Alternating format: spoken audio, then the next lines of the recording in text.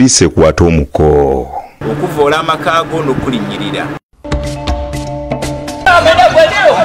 Abakristo bakudde ebikondo ku ttaka erikanirirwa famire yabaguza. Okeera otya ku makya nga tugenda kusaba leero Sande ng'ozimba kikomera. N'olw'ensonga tugende mu DNA. Abakadde banyiikadde olwa muganda waabwe ayagala okubakebera DNA nga tebannafuna mugabo. I want you to go with this gentleman and he makes it. Definitely. Munnayuganda Cheptegei yawangudde omudaali ogwa zzaabu ogwokusatu ogw'omudiringanwa mu misinde egy'ensi yonna. The pride of Africa.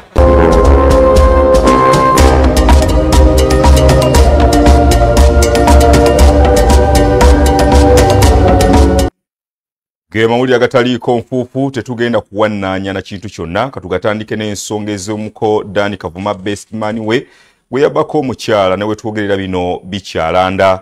N'agamba nti obutakkaanya bwabwe ne mukyala we bwatandikira mu honeymoon eyali etegekeddwa ku Maria Flo ng'eno yali ya nnaku 3 kyokka n'amalayo olunaku lumu lwokka n'addukayo.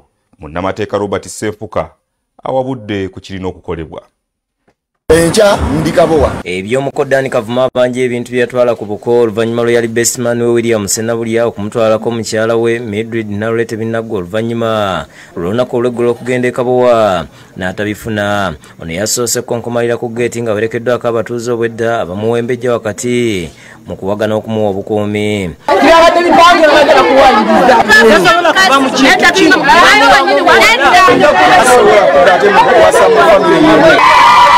Ssentebe wa Kabawo Central James Nkumano wa Nkulukuku Ali Sempungu bazze ne beevumba akafubo ne Kavuma n'abafamily ya Narule ne bakkiriza ensonga okuzimaliza olunaku olw'enkya. Mu mbeera eyo family enekkiriza bateeseganye ku lunaku lw'Emmande. Olwaliro Kavuma abatodde ekyama bw'agambye nti mukyala we yatandikira mu honeymoon okwekyanga nga ne badde awaka emakindi ku Mbalaka yabeeranga tava waabwe nga n'emmere gyamujjuliranga ng'agigula mu hoteeri.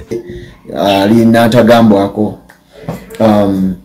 so bwe namunenyaako lwaki teyampa information yaŋŋamba nagenda okeera enkya nagenda omulaba asibako biki n'atambula nandekayo ku honeymoon ng'emmere agigula mu tawuni gayazaawo oluusi n'obutunda bwe yakamulanga edda nga takyabukamula ng'ajja buzzi na mmere engule.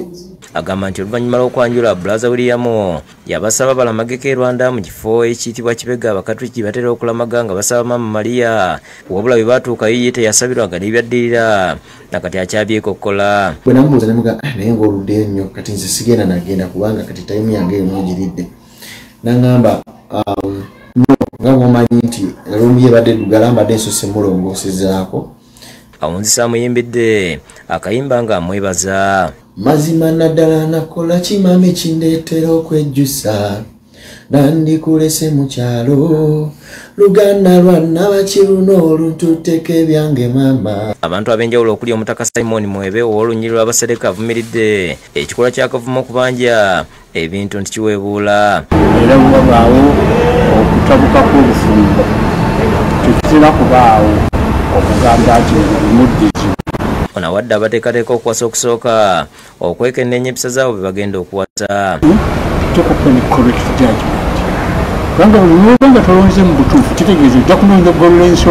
Gerard Kyagulanyi Ssentamu nga mulungamya wa mikolo akubiriza abazadde bulijjo okulambika abaana baabwe. Omwana muleka agende gy'agenze Katonda bw'ali babawadde bali bawa ebintu naye ebyokutwala ebintu abamu bapangisa n'ebintu bagenda bakuteeka mu ssente. Avumidde n'abantu abatadde amalala mikolo gy'okwanjulwa nga baleeta ebintu ebingi mu ngeri y'okweraga ate oluvannyuma ne babibanja. Temukola bintu by'amalala ebyo n'abazadde era ebisinga ebintu babuulirira tokola nnyo kwagala ebintu si kyekikulu. Ensonga enkulu ya muwala kuleeta musajja gira ki kufumbirwa. Ye Nalonkayiga avumiridde ekya Nalule okwanjula bestman wa bba ng'agamba nti abulabe ekiyinza okuviirako obuzibu. Oba oleese obulabe omuwala oli omu oyinza okuttinganya abasajja nga basatu n'olaba ono n'omutwala ne bakwanjula ne bakuba embaga n'oli n'akugira n'akuba embaga. Ekiro kikyamunyo oba buli bagera mu mateeka n'okola divorce. Singa babadde ku kyalo kyange ng'abo bali ku ssentebe wange abo nandibadde mbagoba ku kitundu kuba babbi. ate munnamateeka Robert Senfuka alambise ku tteeka erifuga obufumbo n'okuzaayo ebintu. Abadde azze ku Bukedde TV mu pulogulaamu ya Ga Week mwategeereza nti abantu okwawukana balina okuyita mu kkooti. Nga bawa ensonga ez'essimba nga mu nsonga zino mwe muli obwenzi, mwe muli kye bayita cruelty, mu tteeka eppya lye baakaleetera Divorce Act, mwe muli kye bayita cruelty, mwe muli omusajja akyusizza enzikiriza n'agenda mu nzikiriza endala n'awasa n'omukazi omulala ekyo kyalireseeyo kyensuubira nti nakyo si kituufu. Ezo grounds was proving osobola okwawukana ne munno nga mukozesa kooti. Ekyokunona ebintu ewaabwe omuwala agamba nti kimenya mateeka kuba ebintu omuka bitwala mu kweyagalira. Otabitwalayo lwa buwaze era tebigula mukyalo. Abitwalayo lwa kusiima kwe gw'aba awulira ng'ayagadde era bw'abanga tayagadde tabitwalayo. So bw'oba otute ebintu mu kyeyagalire ng'ekirabo tebakizza, omuntu bw'akwata ekirabo n'akikuwa tekimukakatiriza kubanga omwana omuwala tebatunda mutunde tabira.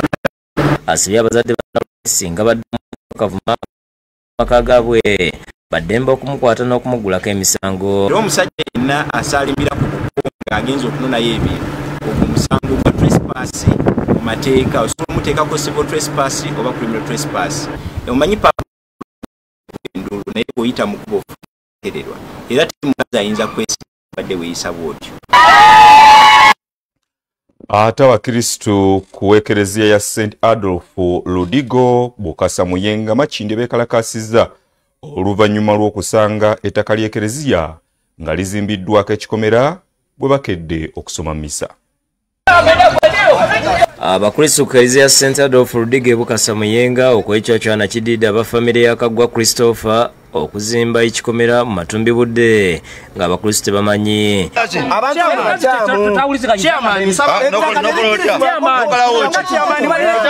Bagenda ne bakola ebintu byabwe ne bateekawo embeera yonna yonna ey'okuziika omuntu wano. Ekereziya ngaffe abakatuliki twasirika. Okeera otya ku makya nga tugenda kusaba leero Sande ng'ozimba kikomera. Ng'okimanyi nti nno tuli mu kuwoza musango. Engeri gye baagala okutambuza ebintu bino nja kiyita kibbi kya ttaka. Ekereziya eveeyo ekwatagane ne bakana nabo bagende mu nteesaganya. Kino kye kiwaliriza abakristo okumenya n'okukola ebikonde ebibadde biteereddwawo wakati mu busungu.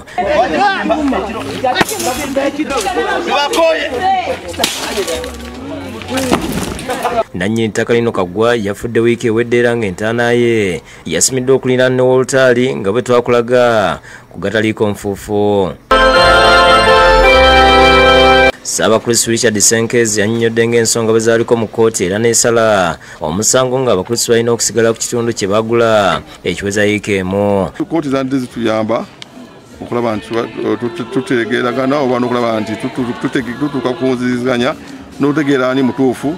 Ate ne poliisi naye okubeera nti eteekawo embeera okubanga weerawo obukakamu. Ate nga tubaddewo ebbanga nga naffe batumanyi judgment netuwa favor nga ffe eri saidi yaffe negamba ffe tebatukwatako tusigale nga tukola emirimu gyaffe. Ebyokuziika Kaggwa byasajjula embeera wiiki ewedde oluvannyuma lw'abakristo okuwakanya eky'okumuziika ku ttaka ly'ekereziya ng'ate ensonga zaatwalibwa mu kkooti n'esalawo tewabaawo ekikolebwa ku ttaka lino okutuusa ensonga zimaze okugonjoolwa. Kati ate bodde ye bagezeza kati gye balwanyisa okulaba erwana entalo z'ettaka. Ssaabakristo agamba ensonga zibadde mu kkooti okumala emyaka 17 nga bagezaako okufuna obwenkanya ku ttaka lino gye bagula obukadde 75 emyaka 2 egiyise naye kyabakubye wala okulaba nga waliwo ate abantu abavaayo nga beemulugunya ku bwannannyini bw'ettaka lino. Agamba nti ekisinga okwewuunyisa kwe kutandika okuzimbako ekikomera n'ebintu ebirala nga bakikola kiro ng'ensonga ze batwala mu kkooti tebannaba kuzimaliriza. Naye ate ekinkubye enkikwe sawa mwenda ekitundu ate nenfuna okutegeezebwa nti bannaffe batulowooza nti tugenda tuzizesize faya bayimiriza ebyakola ate okusalawo okuddamu ate era okuddamu okuzimba olukomera okutayiza okulwa nga tusobola kujja kusabirawo wano. Vincent Kibirango ow'amawulire ku kigo ky'ekansanga ekitwala ekereziya ya Adolf Ludigo agambye nti waliwo bannakigwanyiza abaagala okwezza ettaka ly'ekereziya nga bakozesa olukujjukujju ekireetawo embeera y'okukola ebintu byabwe mu nkokoto. Naye nga tukimanyiddwa ettaka lyonna nga liriko enkaayana era nga mulimu kkooti. tewabeerawo omuntu akola kyakkirizibwa kuteekawo kipya. Effujjo ly'okukola bino byonna nti liri wakati wa nnamwandu ng'ono yeebalama kamera zaffe era aganye okubaako kyayogera. Ettaka lyaffe baagala ddiggalira lyonna omukyala akulaga nti alyezza. Naye mukyala we yesinza okuteeka ensonga zino mu mbeera alina gurupu ye gy'atambula nayo ye muwaga. Judith Narugwa yakusekedde gwino ku Bukedde TV.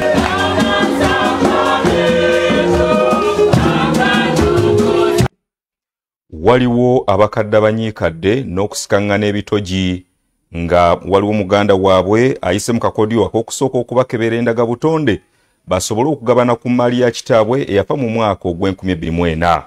Agamba nti olw'okuba kitaabwe yali musajja mugagga abakazi bamusibanga abaana bibadde kikoma emukono. Mugalulo w'emyaka 67 okukalira mu bane abadde mu maaso ga munnamateeka wa Pulezidenti Aida Kyobugabe gwe yasindise okugonjoola enkayana mu baana b'omugenzi Asaf Kalanzi ezaavaako abatuuze b'ebibanja okugobwa nga Kimera yeekobaana ne banne babbuluka b'ettaka. Twagenze okwetegereza nga ne ziri transfer eziri nazo zaali ffe ye yennyini ye yazeekulira era obujulizi tulina. Oli wa family oba toli wa family bano bayita otya nuni muganda wange noli muganda mwine letters of administration oba temuzirina tetuzirina naye ate onaakirabinga nti azirina. Bibadde ku kyalo kikoma mu ggombolola y'Entunda mu disitulikiti y'e Mukono abakaana bamulekwa b'omugenzi Kalanzi eyafa mu 2024 eyaleka abaana 35 wabula nga kati abalamu bali 15 nga mu by'obugagga byabalekera mulimu n'ettaka eriwezaako ekitundu kya square mile. Okuweba ate baganda baffe naye ku baana ne bali batugaba abayaaye babuloka. Mugalula agamba nti ekyamuwambisa ettaka ebbanga lyali ligenderedde nga terigabwamu bamulekwa ate nga abaana baalinako akabuuza be balyegazaanyirizaako era nga baliguzizzaako ab'ebibanja. Bamulekwa ba Kalanzi nga bakulemberwa omusika Apollo Kalibala Kalanzi beekubira endulu ewa Pulezidenti kuba Kimera n'abantu baabafumuula ne babalisa amaka ensuku ensamba z'emmere n'ebirala ng'abantu bangi tebakyalina mmere nga n'abalala baakwatibwa ne basibwa. Tunafuna eka 20 ez'ennaanasi zaali zituuse ku stage ng'obukuta bwonna buteereddwamu sente empitirizo ezaafa. Kisinzira okukola obubi zino sente ze bakozesa za PMD Paris Development Model kakati kuva mwezi gwa 2 tebalina kye bakola gwa 8 kati gwa 8 sente banaasasula banazijja. Mugalula akalambidde nti okugaba ettaka nga tekunnabaawo abaana bonna abasooke bakeberebwa endaga butonde wabula Kyobugabe amulidde ekimuli n'amulagira nti singa yali kyayagala yandikirese kitaabwe akyali mulamu.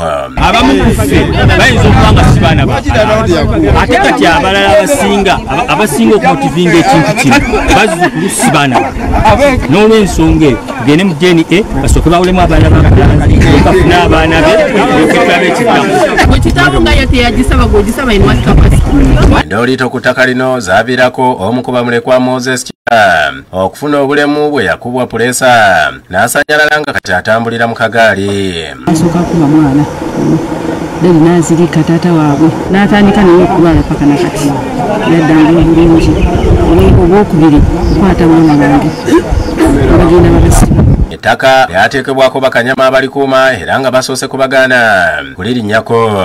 Munnamateeka Kyobugabe alagidde Mugalula akwatibwa atwalibwe ku poliisi olw'okwonoona emmere n'ebyobugagga by'abantu era n'alagira abafamire ne be baaguzaako ab'ebibanja okudda mu bifo byabwe. Agambye nti buli alina ensonga agitwale mu kkooti n'alabula poliisi okukomya okwekobaana n'ababbi b'ettaka ne batulugunya abantu ba bulijjo. You have the capacity to protect people and their property, but you are the mass of goods. How? Police tenjambye bulungi gwe Naggalama okujja okuleeta kooti order eviction order ano nabagamba nti nkyamu nengenda nembagamba ettaka liriko kooti injunction tewaliwo kiyinza kukolebwawo bakinegerectinga. Abantu basanyukidde ekyokuzibwa ebibanja byabwe. You should tell us who destroyed these things. They should be compensated and they are coming back here. Mama, you see how people are suffering. suffering. Solo wokulira yakusakidde eggulu lino ku lwa Bukedde TV. Poliisi y'e Katwe ekoze ekikwekweto mwekwatidde abagambibwa okuba ababbi abatigomya abatuuze. Tuuseko ne Musabo ng'eno bakwatiyo omusawo w'ekinnansi omulala abadde yeekweseeko. Poliisi y'e Katwe ng'ekulira amakulire y'ekwekweto bakoze ekikwekweto ku bateeberezebwa okutigomya abantu mu bitundu bya Kampala n'emiriraano. Basekwata akabi edwini ku misango gy'okkuba n'okufumita abantu ebiso. Ono atutte abasirikale n'abatuuze ku bantu abalala batigomya. Bagenze ekibi gye bakwatidde Kagema mu staff omusawo w'ekinnansi ng'eno bakwatiddeyo omulala Ashirafo.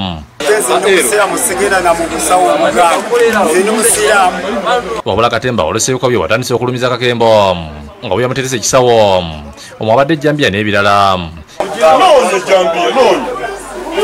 Noonya yonna tugitanguule oli musajja mulalu nze nyinza okubeera nze ndi mubbi.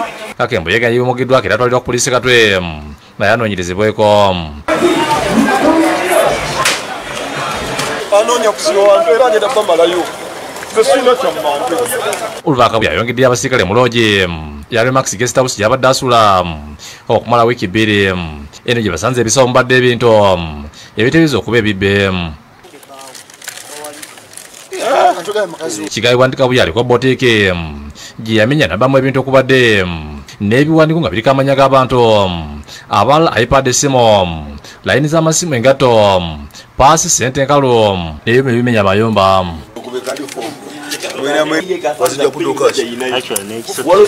Kabye bamubuuza akkiriza byakulira n'akisa nti yatigomya abantu era n'ayogera n'ebifo yabatigomeza. Buuza oba tokoza mainansi ng'ogula amayumba kikyokozesa ekirala. Masitaki ne mainansi ekirala neye Jambia. Jambia ogikozesa patiki. Jambia ekangakanga bukanzikanzi. Abalumizi abakwatiddwa nga bakola nabo emirimu era nga batambulira ko pejepece. Mutambula mutya?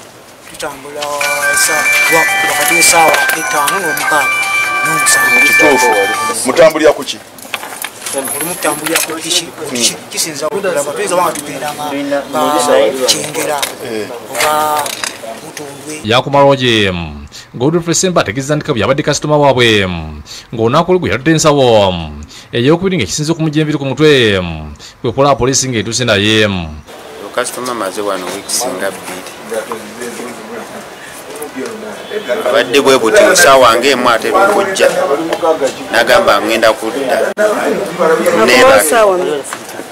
Bw'akomawo akawungeezi essaawa ng'emu babbiri bakasitoma bakikozesa n'agenda awutu n'akomawo kati akomawo ssaawa 7 ku 8. Kitegeeza nti Kabuye abadde yakayibula mukomera eruzira amyokomogeza wa poliisi mu Kampala Luko Esikire ku lukomolezi makisiza okukwatibwa kw'abantu bano.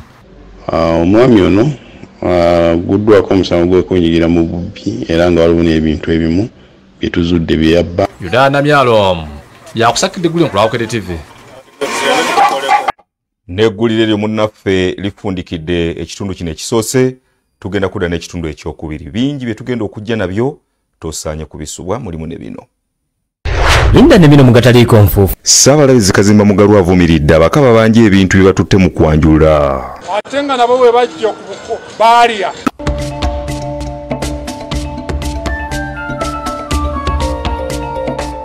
Kino ky'ekitundu ekyokubiri eky'amawulire agataliiko nfuufu. Tukitandise ne Ssaabalabirizi Dr. Stephen Kazimba Mugalu atabukidde abako abagufudde omusono okugenda ku buko gye baawasa ng'ate babanjayo ebintu bye baatwalayo mu kwanjula. Buno abuyise bujega bwennyini obuwedde emirimu n'alabula abasajja okwewanga ekitiibwa. Abadde ku kkanisa ya St. Paul Embuya. Ssaabalabizi w'ekkanisa ya Uganda Dr. Samuel Stephen Kazimba Mugalu ategeeza nti abasajja abawerako bazze bagenda ku buko nga babanja ebirabo bye baatwalira abakadde oluvannyuma lw'okwawukana ne bakyala baabwe ng'abalumiriza obwenzi. Bano abalabudde okukikomya nti obassa ekyo basookenga kusasula mmere nabo gye baalya mu kwanjulwa. Abadde akulembeddemu okusaba ku kkanisa ya St. Paul's Church of Uganda okuvu Embuya mu munisipaali y'e Nakawa nga abakristaayo bakuze olunaku lw'ekifo. Kati abako ne bajja okukima ebibiriiti bye baleeta n'ebbiriŋŋanya n'ennyaanya ze baleeta ku buko ate nga nabo bwe bajja ku buko baalya emmere tebagizza. Agambye nti obwesigo obuwedde mu bakyala ensangi zino nga bangi bazaala abaana ebbali w'obufumbo kyekitabula abasajja ne baddukira ku DNA n'asaba abafumbo okwekuba mu ttooki. Era eriyo abakazi nga kati bali mu bweraliikiro omwana omusajja watwala omwana mu DNA enfudde namuzaala ku mulirwana wa mulirwana nsaba abakazi mubeere beesiga. Ayogedde ku kya banka y'ensi yonna okugaana okuddamu okuwola Uganda n'ategeeza nti gavumenti amaanyi erina kugateeka mu kulwanyisa enguzi okulaba ensimbi entono Uganda z'erina tuzikozesa bulungi. Kugabana ekitono buli muntu ne munne n'otuwanyisa ebisi atuwanyise n'enguzi n'empisa embi. Ekirala ekyetaagisa wano be bantu okubeera obumu. Mu ngeri y'enjawulo asabidde abakulembeze b'e Nakawa abakulembeddwamu omubaka wa Nakawa East Engineer Ronald Balimwezo Nsubuga, Meya Paul Mugambe ne Speaker Godfrey Yombya n'abeebaza olw'engeri gye baweerezaamu abantu nabo ne bamusiima. Era tuyigiriza nti tusomese abaana tubasomese tubateeketeeke ate nga tubasomesa ntubayigiriza n'empisa eza Afrika.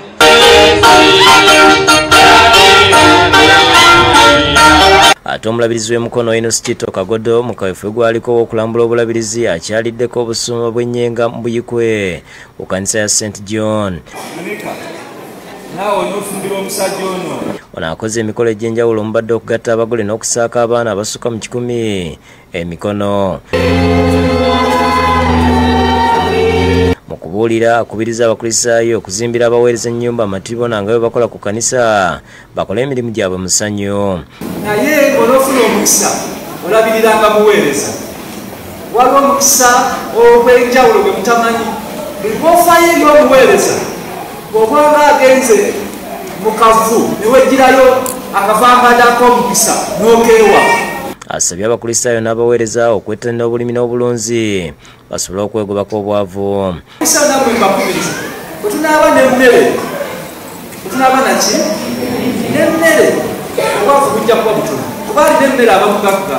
Reverend Canon John Sebude omuwandiisi w'obulabizi bw'emikono akulembeddemu okusonda ssente ez'okugula emmotoka n'ayamba obulabirizi mu kubuulira enjiri ne ssente ez'okuzimba ennyumba y'obusumba bw'ennyenga. Kale abagenda okuwa omulabirizi emitwalo 4 zaleeta kino tekimaze batutuli mu kuzimba. Mubawaddeyo kwe kuli ne Kabuye Badru Mpoza yavuganyako ku ky'omubaka wa Njeru municipality ng'ayise muyambi we Sise Nansamba. Tugenda tutola emitwalo 2 emitwalo 10 gijja gendewo omulabirizi ku mmotoka, emitwalo 10 gidde ku nnyumba y'obusumba. Tusuubiza nti tujja kukolera wamu naye olw'okusobola okukwatirako abakulisitaayo nabo okubaako eddaala ne tutuusaako abakulisitaayo. James Magala ne Ivan Bega bakusakidde Green Club Bukedde TV. Ate essaza ekkulu ery'e Kampala litegese ebijaguzo eby'okuyozayoza Ssaabasumba Augustine Kasujja olw'okutuuka ku myaka 50 egy'obusaaserodooti n'emyaka 25 egy'obwepisikoopi ng'ono bamutenderezza olw'omukululo gwakoledde Ekereziya okwetoola ensi yonna. Abakrisitu mu ssaza ekkulu erya Kampala bakunganye ku Lutikko Lubaga okulubalizaako Ssaabasumba Augustine Kasujja olw'emyaka 50 egy'obusaaserodooti n'emyaka 25 egy'obwepisikoopi.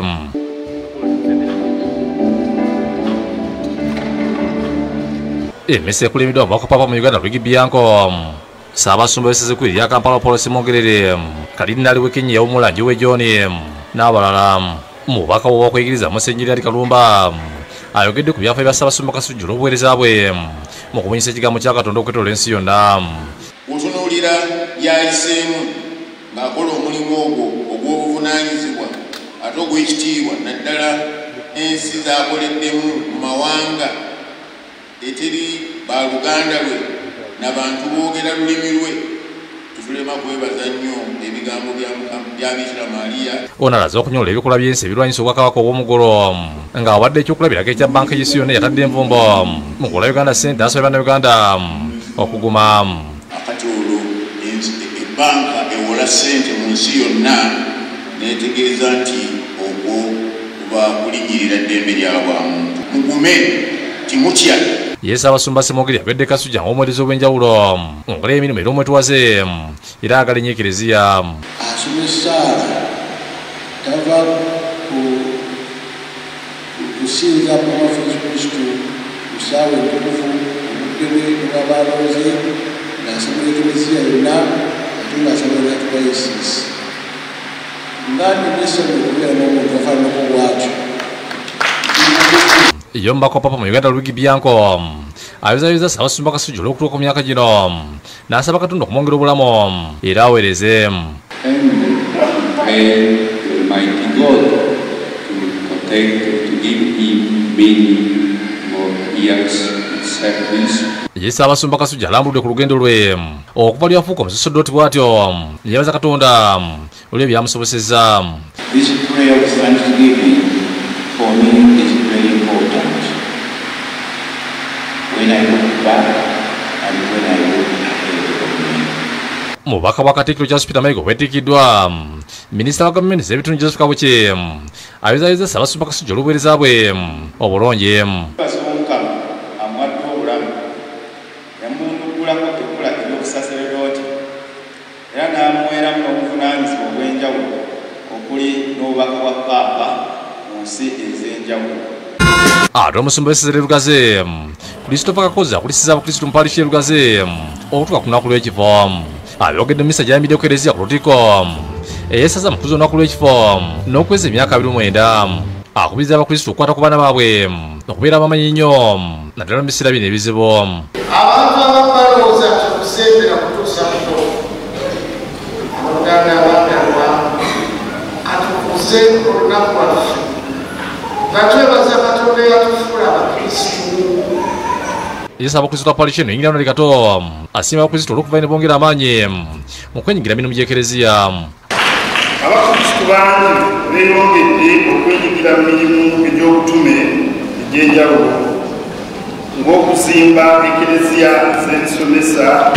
Twongeramu amaanyi g'abakulembeze kyemmanyi bwe tumanya nti mujjumbira olunaku zino. Ate bwana mukulu w'ekifo Reverend Father Ignatius Kibo wasiimye Abakristu olw'okukolera ennyo paalishi yaabwe. Olunaku lwaffe olw'ekifo kyaffe olw'okujja kijja kubaddwa emyaka 30 oyinza okugamba nti kasiti.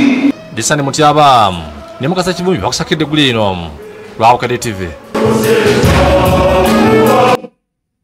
Omulabirizi w'ennamirembe Wilberforce Kityo Luwalira alaze obwennyamivu olw'enzikiriza ezitategerekeka bulungi ezeeyongedde okujja abantu ku mulamwa.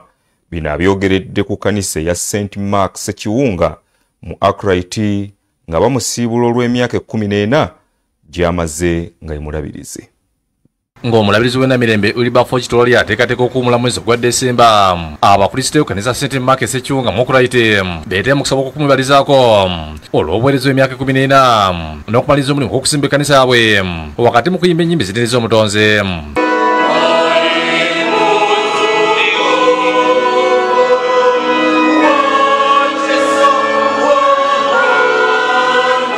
Banjulidde omulabirizi ekipande okuli amaanyi g'abantu bonna abawaayo ensimbi ez'okuzimba ekkanisa era nasaako omukono okubebaza.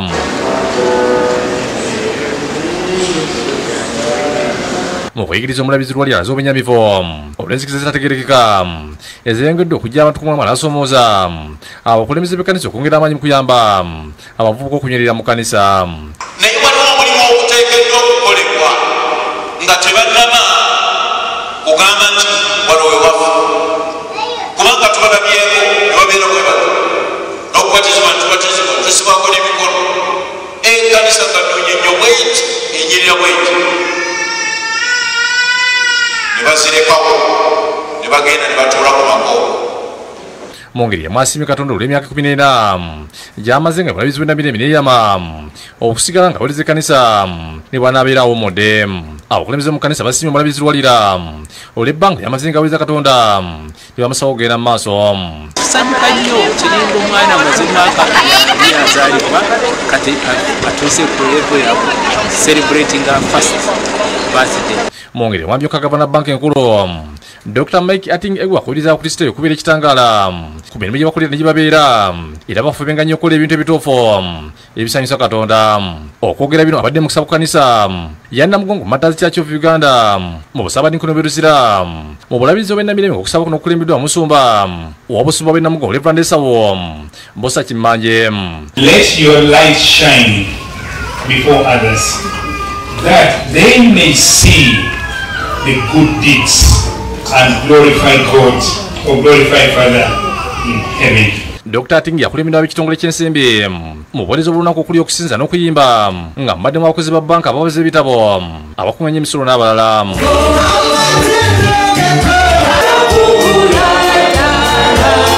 Dr. Ating ategeezezza nti ensi ejjudde ebisoomooza bingi byayisa enzikisa era nti abantu balina okubeera ekitangala mu bikolwa kimalewo enzikiza eno. Because darkness can come in all manner of shapes, color, form, and it can be discouragement, it can be sickness.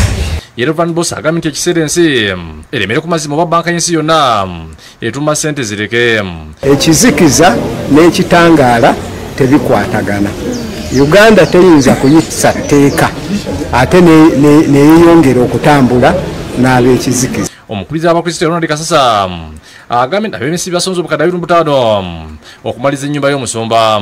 Twebaza nnyo bonna abazze abakozi ab'enjawulo aba Bank of Uganda aba bankers ba accountants bonna bali mu finance sector abatuwagidde ku mulimu guno. Okusaba kwedde Reverend Boss n'abasumba abalala balambuza Dr. Ating ekkadiiso ly'abajulizi n'emirundi emirala egikolebwa ku kigo ky'Abakristaayo. Giovanni Kibirige ne Lydia Nakiguli bakusakidde eggulu eno lwa Bukedde TV. Nabino ngataliiko nfoofu. Munnayuganda Cheptegei yawangudde omudaali ogwa zzaabu ogwokusatu ogw'omudiringanwa mu misinde egy'ensi yonna. The pride of Africa.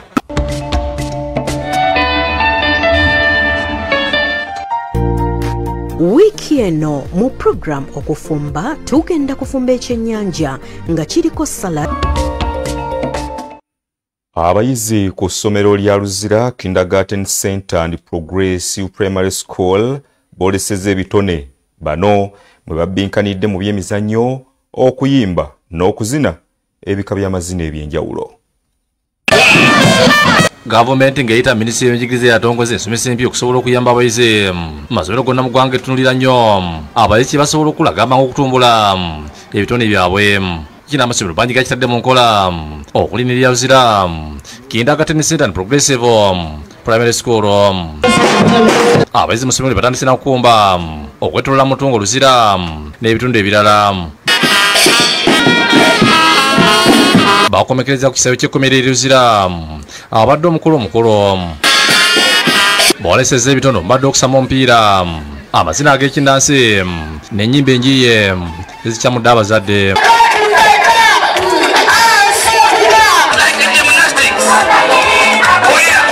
Obwedde abikola nga basinziira mu nnyumba zaabwe esatu okubadde eya Red, Orange ne Yellow.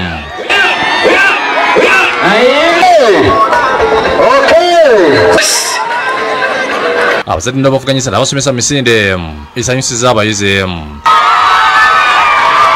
Okuzira ku nnannyini era nga ssente w'amasomero g'obwannannyini Nakawa Joseph Sikuwanemba tebatulira ebyo abayizi basoma mu bibiina wabula nga basesira ku bitone byabwe. I'm just here to appreciate you as our dear parents. Please, as Luzira Kindergarten Center and Progressive Junior School, you have had it all. And we want to encourage you, continue supporting us. Basiku yabaliza abasomesa olw'omulimu omunene gwe bakoze mu kugunjula abayizi. Twebaza abasomesa omulimu gwe bakoze era twebaza abaana bonna omulimu gwe bakoze. Tubadde ne colors 3, tubadde ne yellow ne orange ate ne red. Ye director y'essomero Justin Nalongo Busiko akubiriza abazadde bonna okufayo okulaba nga bakuuma abaana abo bulungi abagenda mu luwummula. Twebaza nnyo okulaba nti batuwa abaana era naffe ntubasuubiza nti tujja kulaba nga tusomesa abaana baabwe mu academics era n'okuba nga tudevelopinga talents z'abaana. Omugejja omukulu abadde Sita Muthoni abebaza essomero lino olw'okutumbula ebitone by'abayizi. My message to the parents is that they should continue encouraging their children, both academically and both in talent development, because to raise a child who is all round, they need to have both social skills and academic skills. Abayizi okuva mu nnyumba ya Orange batutte ekikopo n'ekimeme w'embuzi olwo abavudde mu Lwedi bakwata ekyokubiri olwo Yero n'ekwata ekyokusatu. Orange finally yewangudde ate n'etwala ekikopo n'ekirabo. Abayizi abasomerako mu ssomero balisiimye olw'okuba lyaba omusingi kwe bali ne kati. Currently I'm at Mengo Hospital Laboratory Training School. Currently doing business computing, bachelor business computing. University, pursuing a bachelor's degree in business administration. I'm a business officer. It's because of their knowledge that they gave that made me join business officer. Shamsha Naluja yakusakidde guli ku Bukedde TV. Ate omulabirizi wa Central Buganda eyawummula Jackson Matovu akubiriza abakristaayo okuba nga basabira obulabirizi bw'ennamirembe busobole okufuna omulabirizi mu mirembe. Abyogedde assaako abaana 210 emikono ku kanisa ya St. Mark Kakumba ekyanja. Okusaba okusaaka abaana 210 emikono ku kanisa St. Mark Kakumba ekyanja kulibidde omulabirizi wa Central Buganda yawummula Jackson Matovu.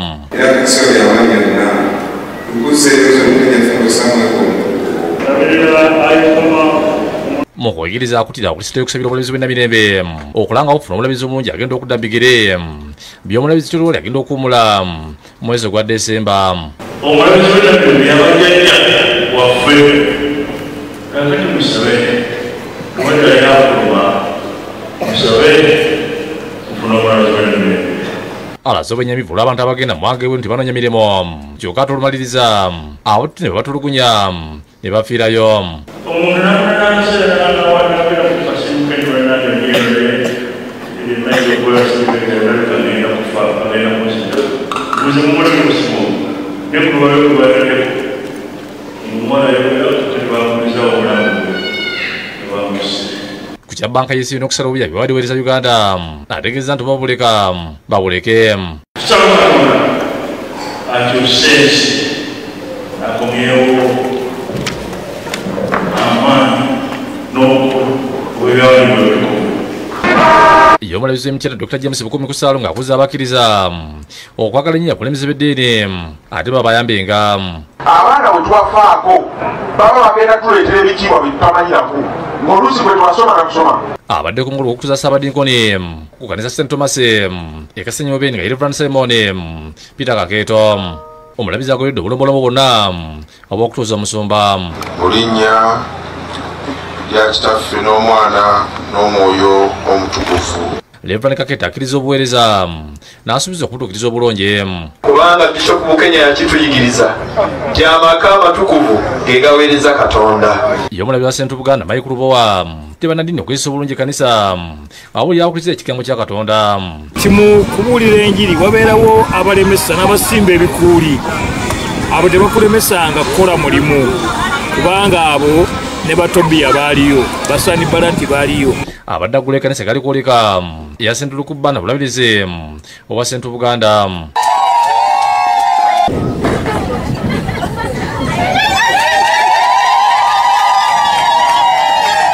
Omukolo guno atuulizaako n'omusumba omungi Reverend Muyise David nga ataddeko n'abaana 26 emikono. Tukuyingiza mu busumba bw'ebbanda.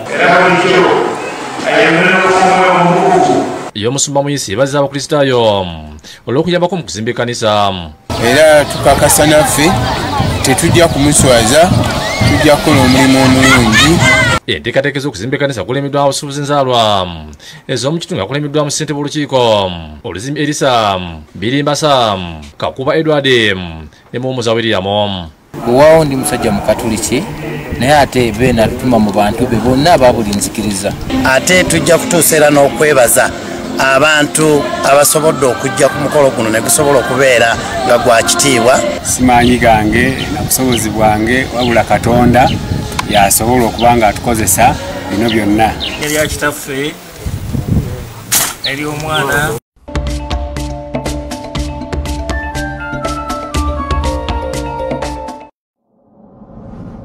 tosubwa ku Bukedde TV. Ebigambo bye tuyita abantu oba ebintu eby'omukwano ebyandiraza omukwano